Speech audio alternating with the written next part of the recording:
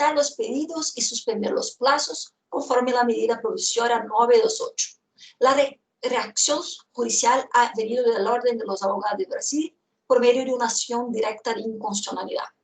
El magistrado ponente de la acción, ministro Alexandre de Moraes, suspendió los efectos de la medida, estableciendo el texto de la ley de acceso, lo que fue posteriormente confirmado por unanimidad en el plenario del acceso, en el plenario del Supremo Tribunal Federal. Desde el principio de la pandemia, el presidente de la República de Brasil menospreció la gravedad de la situación. Cuando la enfermedad se alastró en Brasil, el presidente continuó ignorando las normas de seguridad sanitaria presentadas por la Organización Mundial de la Salud y del gobierno del Distrito Federal, participando de manifestaciones en su apoyo y paseando por la capital de la República. Después de visita oficial a los Estados Unidos, la mayoría de la comitiva del presidente manifestó síntomas del coronavirus, siendo confirmadas 23 contaminaciones. Crecieron las sospechas sobre la contaminación del presidente por la enfermedad, así como aumentó la preocupación social dado su descaso con las normas internacionales y nacionales de enfrentamiento de la pandemia, pues si contaminado, el mandatario estaría diseminando el virus. El presidente afirmó que estaba saludable. Un periódico brasileño, O Estado de São Paulo, solicitó administrativamente que la publicación de los resultados de los exámenes que el presidente había hecho para el coronavirus. O sea, el presidente había sido testado para el corona y el periódico quería publicar los resultados. La demanda judicial fue presentada por el periódico y los periodistas lograron 2 decisiones favorables y una contraria.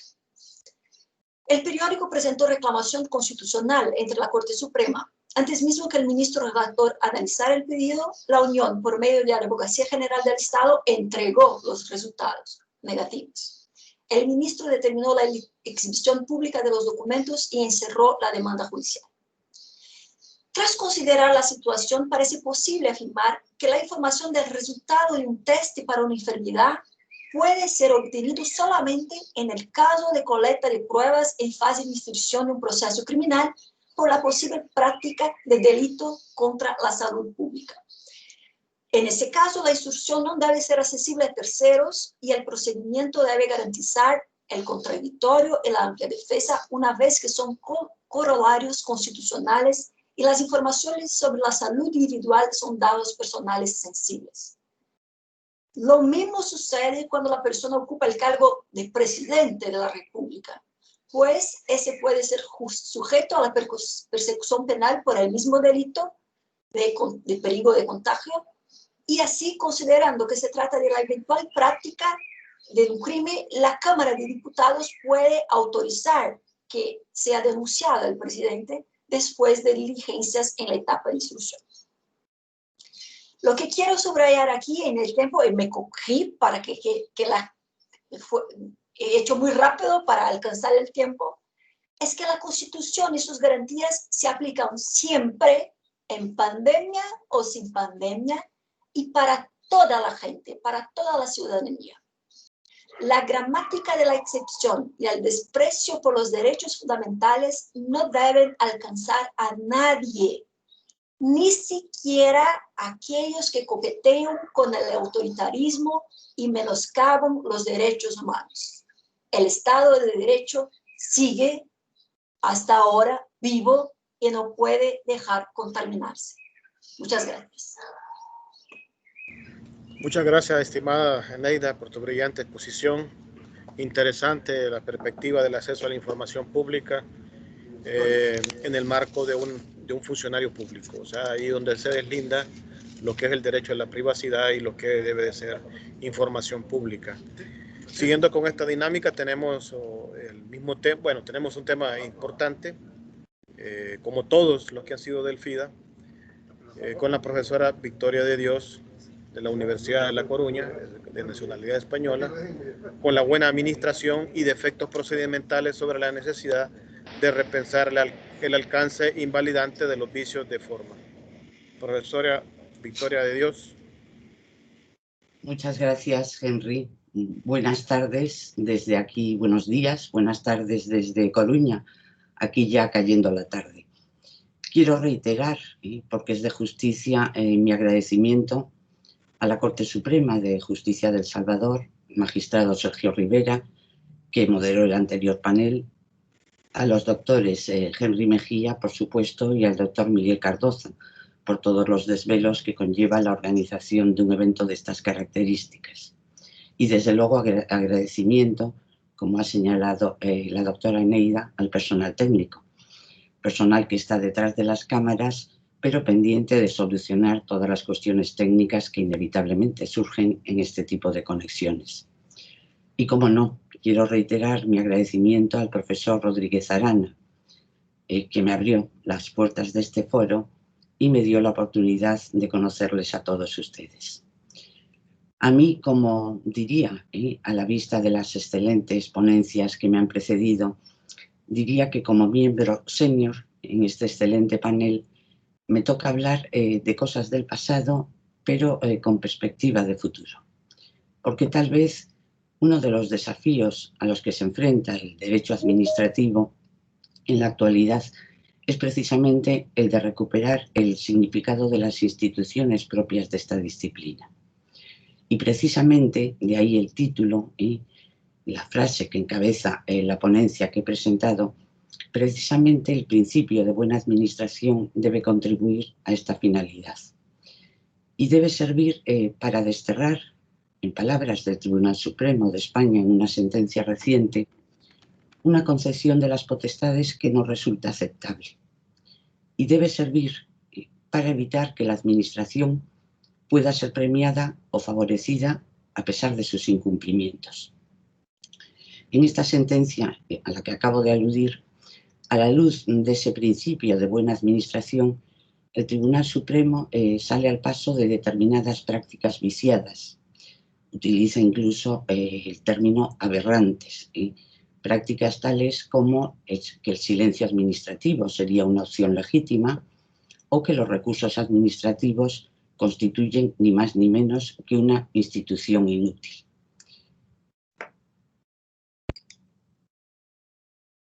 En ponencias anteriores se ha hecho alusión a la necesidad de resaltar la importancia de la persona frente al ejercicio del poder.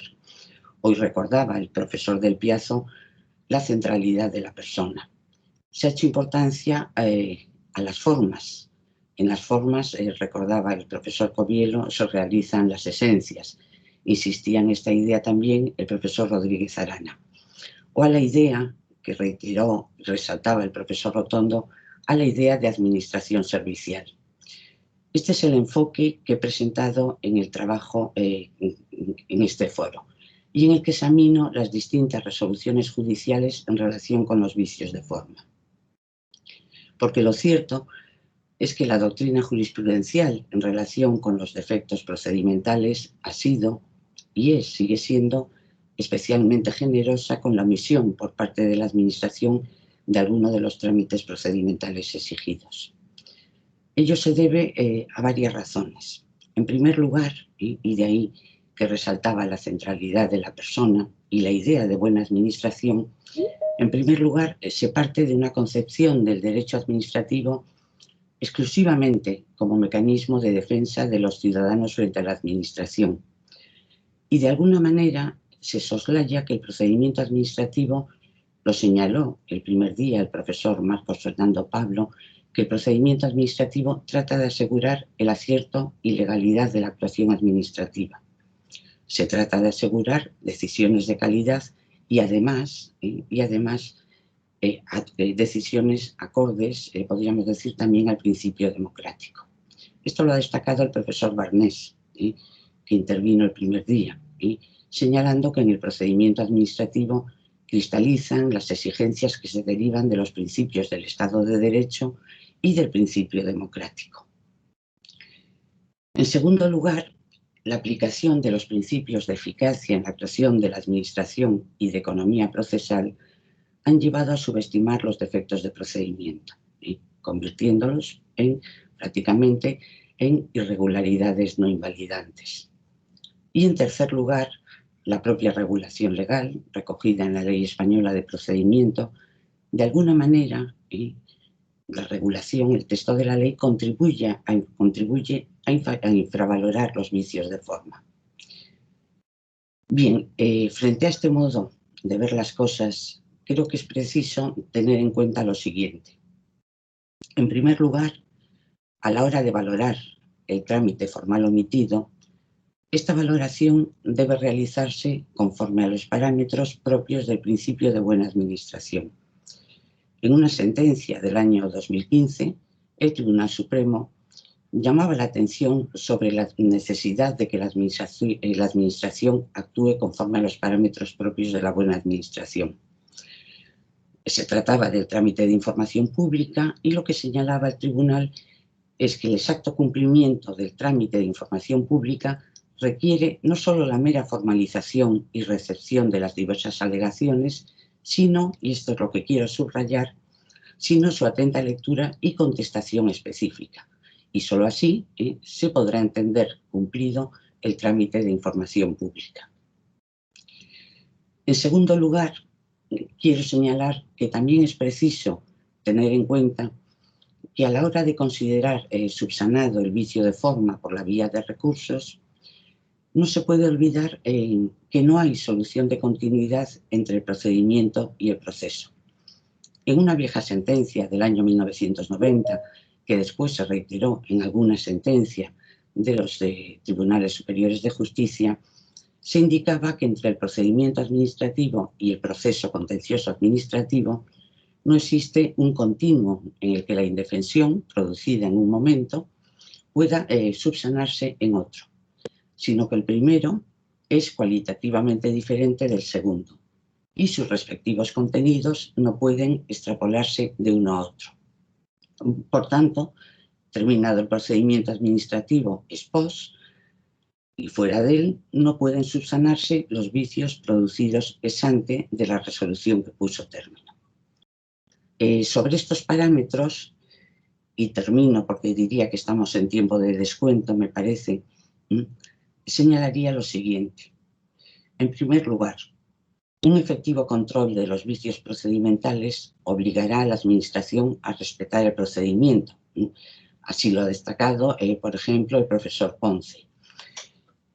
Y evitaría la tentación de omitir el cumplimiento de trámites o cumplirlos de manera ficticia, como se denunciaba en la sentencia que he comentado. En segundo lugar, es necesario resaltar, tal y como se apunta en otras sentencias recientes, es necesario llevar a cabo una reflexión, muchas veces omitida, en el sentido de que si se generan situaciones no deseables como consecuencia de la anulación de decisiones administrativas, es porque la Administración ha incumplido, no ha observado la legalidad. Y en esta sentencia se añade que no son los tribunales los llamados a forzar las instituciones para evitar o suavizar los efectos sociales, económicos, administrativos que puedan producirse. Y en tercer lugar, ya para terminar, señalaría que es necesario poner de relieve la trascendencia ex ante de la buena administración como instrumento para la adopción de decisiones de calidad y acordes al mandato constitucional. En suma, el principio de buena administración, metaprincipio, constituye el presupuesto basal que exige que la Administración cumpla sus deberes y no se ampare en su infracción con desprecio al procedimiento y, desde luego, con desprecio al ciudadano. Muchas gracias. Muchas gracias, profesora Vique de Dios, por su brillante exposición.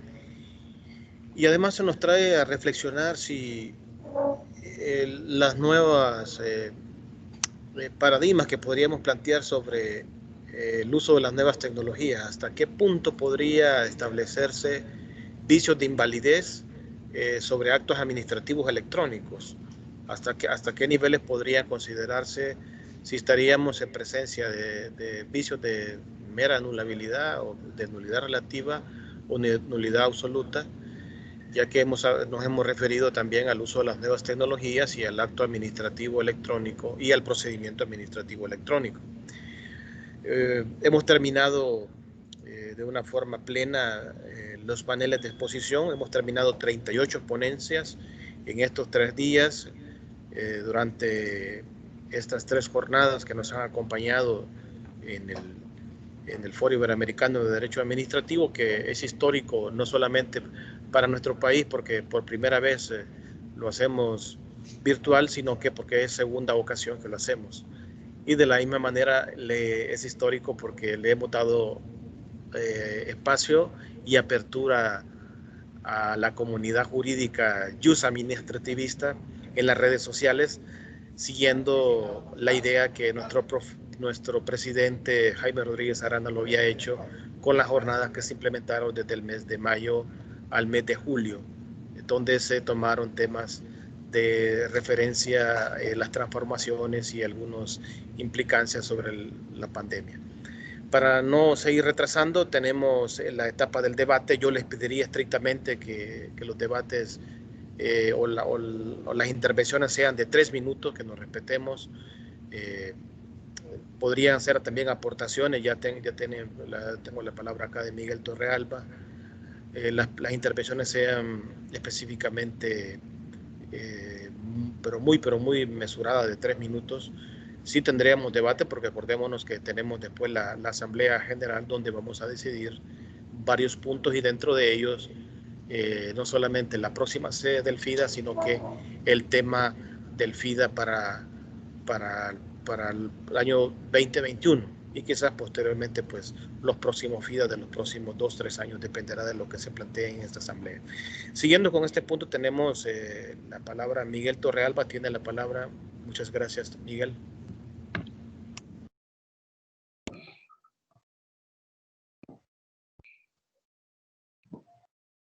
Buenas tardes, buenos días. ¿Se escucha? Sí, Miguel Torrealba, tiene la palabra. Muy bien. Gracias.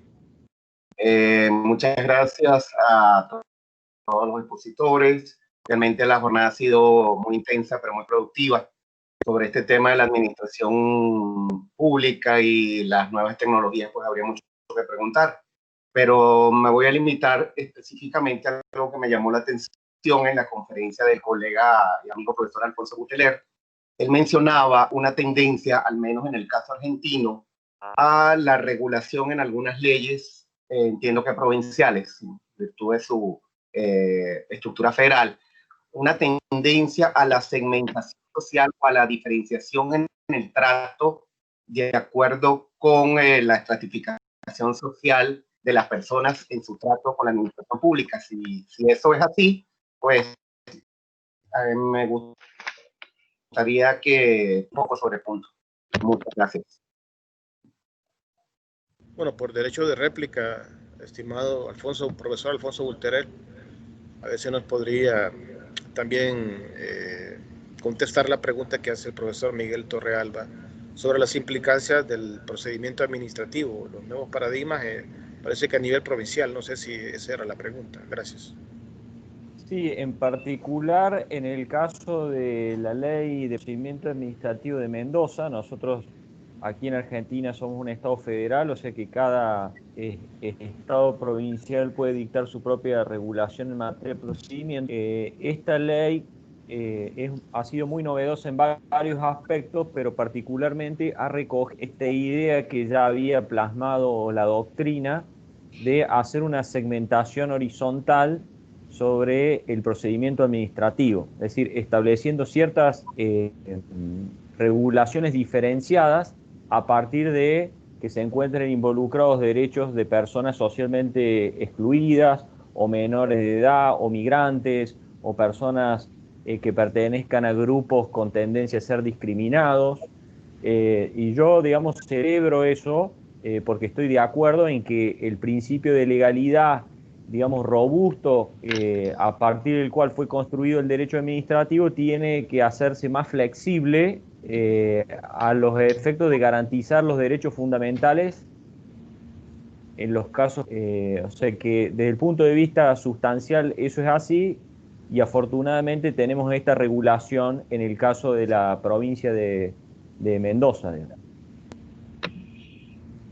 No sé si Miguel Torrealba tiene algo que decir o se da por satisfecho sobre la respuesta. Sí, una pregunta. Específicamente, ¿en qué punto, en qué trata esa diferenciación? En líneas generales, por supuesto, no espero que me des una respuesta sobre todo lo que establece la ley, pero ¿en qué punto se establece esa diferenciación? Gracias. ¿Escuchaste, Alfonso? Escuché la última parte.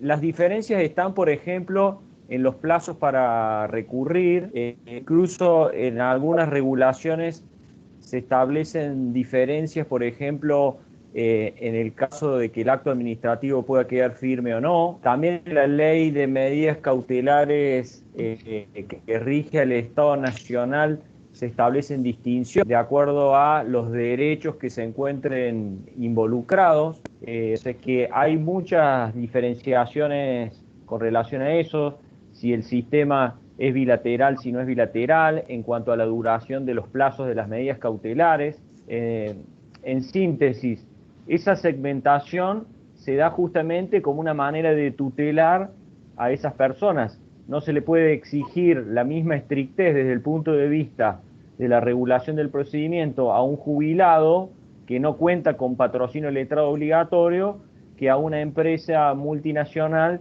que tiene otra situación, digamos, legal y económica. Muchas gracias. Ismael Mata tiene la palabra. Muchas gracias. Bueno, amigos, en primer lugar, expresar mi satisfacción por la calidad de las exposiciones que he escuchado.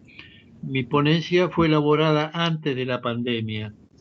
Después de ello, tuve oportunidad de ver una opinión de Giorgio Agamben vinculada con la contribución de la digitalización a la desigualdad, ¿no es cierto?, si no es administrada cuidadosamente.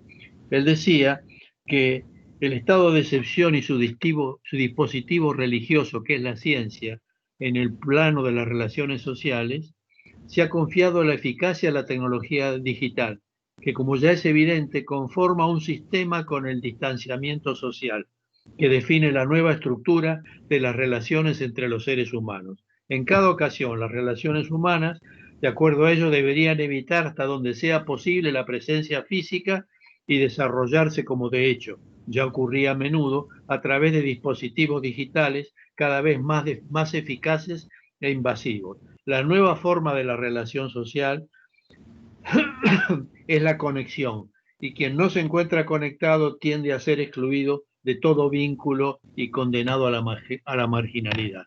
Me pareció importante señalar que este riesgo grave si no es objeto de un cuidadoso resguardo. Muchas gracias. Por supuesto que esto es muy peligroso, sobre todo porque hay muchas asimetrías económicas y, como ya le expresaba también el profesor Gali Basualdo, las máquinas no tienen razonabilidad, no tienen sentimiento. De hecho, también la profesora Miriam Ibanega lo planteó en cuanto a algunos problemas que podrían darse a que la máquina decida en cuestiones muy complicadas. También la profesora Vivian. Siguiendo también con el debate, le damos la palabra a Richard Martin y después a Rafael Dixon y finalmente a Miriam Ibanega. Buenos días a todos. Estoy en teléfono. Yo básicamente quería un poco complementar desde la perspectiva peruana la exposición de la profesora brasileña Vivian, diciéndole que en el Perú, por ejemplo, el tema de la participación del Estado en los procesos arbitrales se ha extendido en distintas materias, lo que se denomina la arbitrabilidad objetiva. Y tenemos procesos arbitrales en materia de justiprecios, en expropiaciones, en convenios de estabilidad tributaria, en temas de consumo, y en realidad en temas que podrían parecer de la línea dura del derecho administrativo, que hoy por hoy son materia arbitral. Sin embargo, también estamos a la luz de la incorporación de nuevas tecnologías con una postura bastante contradictoria por parte del Estado. El Estado sigue actuando en un régimen rígido, es de alguna manera reacio a la incorporación de tecnología. Por ejemplo, hay un claro y genuino apego al expediente físico. Por ejemplo, todos los temas probatorios, todos los temas de asistencia y en estos temas de COVID con mucho mayor énfasis, el Estado, lejos de facilitar la actividad arbitral, la opone básicamente por no tener accesos a medios tecnológicos y porque hay una cultura tradicional de participación física y de contacto directo con el expediente físico, lo cual de alguna manera tiene que plantear una fórmula alternativa de actuación del Estado para romper ese paradigma de actuación tradicional. Básicamente quería decir eso. Bueno, muchas gracias por tu aporte, estimado Richard Martín, y por supuesto que nos va a durar mucho tiempo para que nos podamos despapelizar, como ha planteado el profesor Del Piazzo en su exposición. Nos llevará mucho tiempo y quizás no sé cuánto tiempo más, aún en la pandemia, que aún no termina, y post pandemia. Estimado Rafael Dixon, tiene la palabra. Gracias. Gracias, Henry. Bueno, nuevamente felicitar a todas las exposiciones de manera brillante y quiero compartir con ustedes dos preguntas, dos reflexiones, a ver si se animan a comentarla. Una tradicional y otra derivada de la nueva tecnología. Con la tradicional, comentar un poco quizás la experiencia salvadoreña, peruana o cualquier otra, de cómo enfoca sus respectivas leyes de procedimiento la revisión, revocación o anulación, como le llamen, de manera oficiosa de los actos favorables y la cuestión de la declaratoria de lesividad. Es decir, ver cómo eso se enfoca en sus respectivas jurisdicciones, número uno. Y en cuanto al tema tecnológico, yo creo que en los próximos años nuestra asignatura, nuestro estudio va a versar en la conceptualización de ese concepto tradicional de acto administrativo y lo que comentaba, me parece que Martín y Juan Carlos, sobre la automatización del acto. O sea, ¿cuál es la consecuencia? ¿Se va a regir dentro de la misma norma procedimental del acto administrativo o deberá existir ya una nueva normativa con efectos y particularidades a este tipo de actos que está más vinculado a una inteligencia artificial, a un algoritmo? Sí, yo creo que el derecho administrativo debe repensar eso, y no solamente eso, sino también en cuestiones como la contratación y aspectos que la intervención de la voluntad del órgano persona va a estar cada vez más limitada. Simplemente compartir externar esas dos inquietudes y ver si pueden servir al debate. Muchas gracias, Henry, y felicitaciones nuevamente por el éxito de este FIDA virtual. Muchas gracias por tus valiosas palabras y por supuesto que sí, esto no va a ser para terminar en este día este debate. De hecho, creo que son preguntas provocadoras para seguir debatiendo durante este año y el próximo. Hasta qué punto la tecnología y el uso de las nuevas tecnologías nos va a afectar la voluntad del órgano persona y cómo la máquina va a suplir a la voluntad del órgano persona. Profesora Miriam Ibanega, tiene la palabra. Sí, tres breves reflexiones, un poco partiendo también de la disertación del profesor Martín Gali. Creo que los avances en materia de gobierno electrónico nadie los puede discutir. Muchas veces es la propia administración la que no cree en su gobierno electrónico, por eso hemos visto que en más de una oportunidad, además de la tramitación de expedientes por esta vía, se sigue utilizando el soporte papel, ¿no? Es decir, aquello que se imprime, que está guardada en una computadora y se imprime por las dudas que el servidor, como se dice acá, se caiga. Entonces, también hay en todo lo que es por eso lo que yo decía en la ponencia, hay una cultura que es la que hay que cambiar, que hay que transformar. Me hace acordar a un diálogo del Principito con el zorro. Solo se conocen las cosas que se domestican. Y esto creo que es lo que también nos plantea un desafío. Hace unos meses atrás escuchaba al profesor Pinar Mañas que decía: nosotros somos una generación que vive con Internet. Las futuras generaciones van a vivir en Internet. Esta es una gran diferencia. Para nosotros Internet es un instrumento, los que vienen detrás nuestro van a estar en ese instrumento, y creo que es fundamental entonces abrir el campo del derecho administrativo. Una última acotación, el tema del teletrabajo.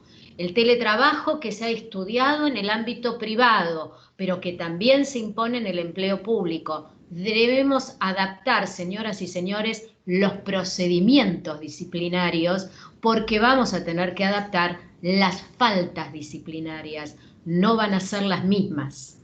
No va a ser la misma falta porque ya no tengo trabajo presencial, o por lo menos lo empiezo a suplantar. Esos 3 comentarios nada más. Gracias. Bueno, muchas gracias. Por supuesto que sí, el tema de la ética pública ya no va a ser si llega o no al centro de trabajo o a la oficina pública, sino que si ha cumplido o no con la meta dada de parte del funcionario o del director o del jefe, si lo ha cumplido desde su casa o desde otro lugar que destine el servidor público. Enhorabuena esa reflexión, profesora Miriam Ibanega. Tenemos 2 participaciones más, Pedro Jorge Covielo y Víctor Hernández Mendible. Bueno, muchas gracias a los quienes nos saludé, un fraterno saludo a todos, muy hermoso esto.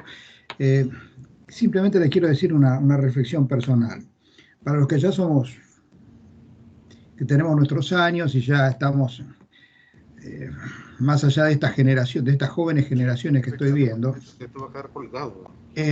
lo que yo veo es que este foro ha tenido una gran virtud, que es, hemos vuelto a la centralidad de la persona, todo en favor de la persona. Nosotros hemos aprendido a un derecho administrativo centrado muchas veces en el Estado, en la prerrogativa, etcétera, etcétera. Ahora lo estamos centrando en la persona. Y esto es importante que se traslade no solamente al derecho administrativo, sino también, entre otras materias, al derecho tributario, porque acá algunos temas burocráticos muchas veces se relacionaban con el derecho administrativo y también con el derecho tributario, porque y otra cosa, y ahora hablamos de la tecnología, pero yo creo que acá muchas veces el derecho tributario lo hemos dejado en manos de los economistas, y el derecho administrativo, en cuanto hace la conducción del Estado, muchas veces lo hemos dejado en manos de los politólogos.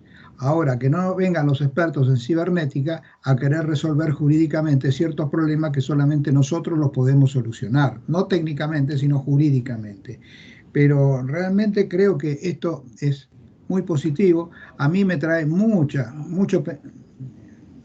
ideas, entre otras, que creo que todos nosotros debemos transmitir ideas que ya son distintas. A veces los viejos manuales, no vamos a decir que no nos sirven, pero el derecho que hay que enseñar, las nuevas redacciones, para los que han publicado manuales acá, que hay varios aquí presentes, y hay que tener en cuenta esto. Lo que antes no lo teníamos, ahora sí hay que tenerlo.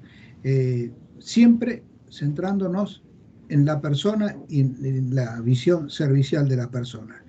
Muy, muy bueno todo. Muchas gracias y la verdad es un gusto verlos. No digo que fue, sino que es siempre, porque nos seguiremos viendo. Hasta luego.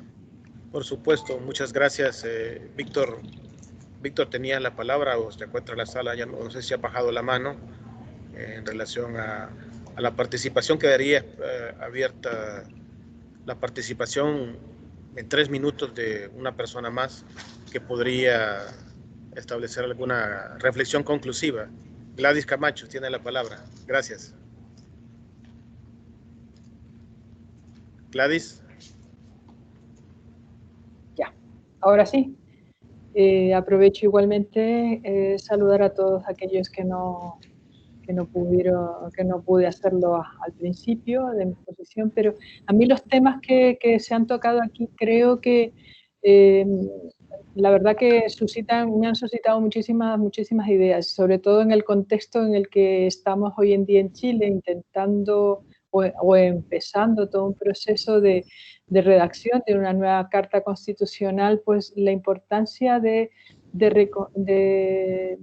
sentar ciertas bases en ese pacto social que module este poder administrativo de un modo más concreto y servicial, digamos. Y en esto el derecho o el gobierno electrónico que se formuló como una forma, digamos, que propone el Estado para relacionarse con los ciudadanos, pues en realidad necesita una relectura desde la parte de una configuración como derecho en realidad.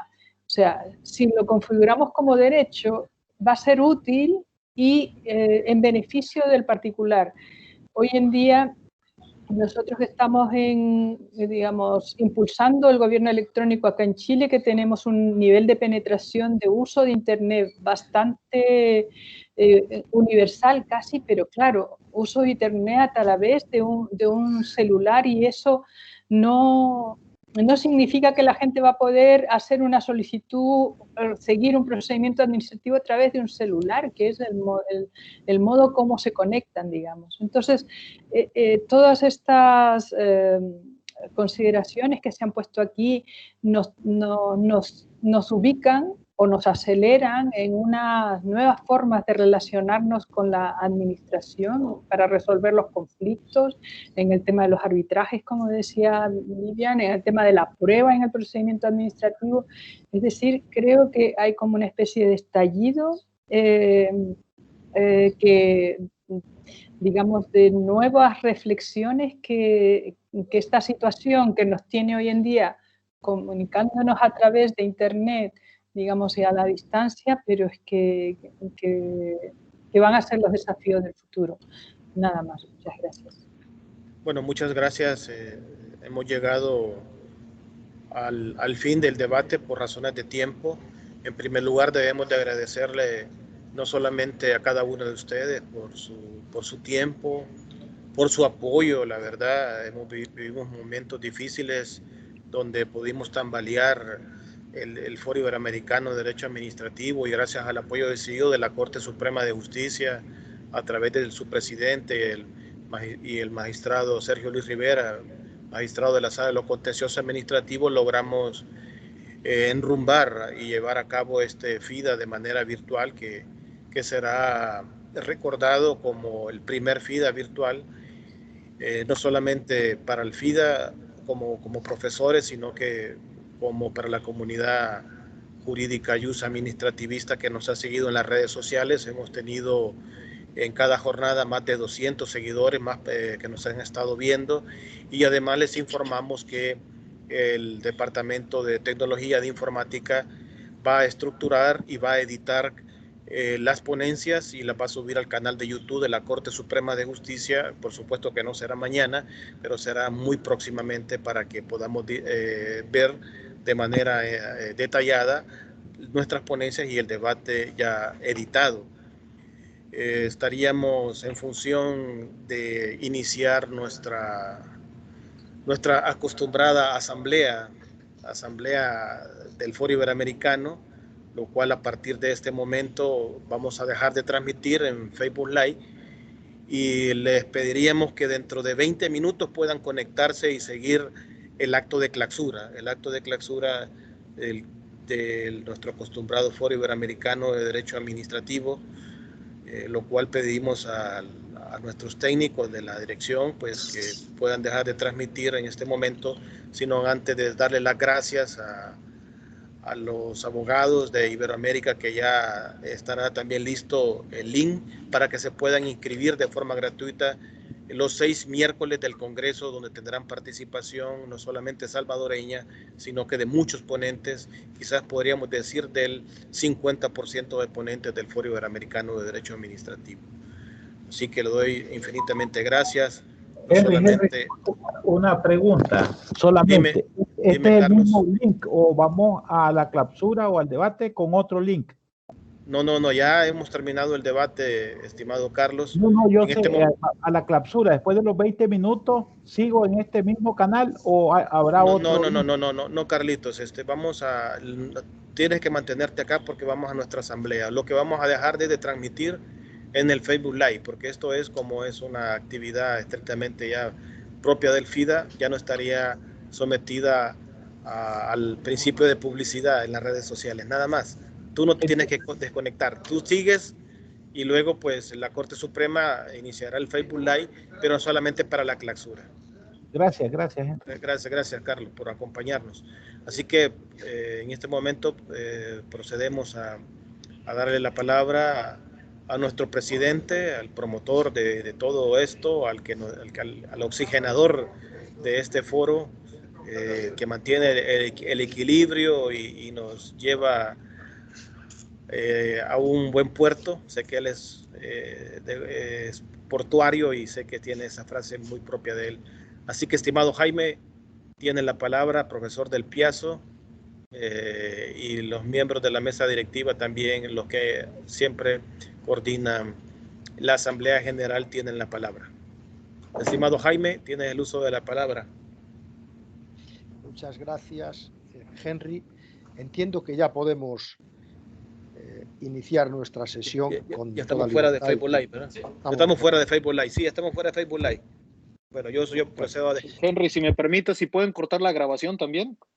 La asamblea, no sé, a lo mejor opinión de ustedes, no veo para qué se grabe. Sí, de acuerdo también. ¿Alguien está compartiendo pantalla? ¿Quién está compartiendo?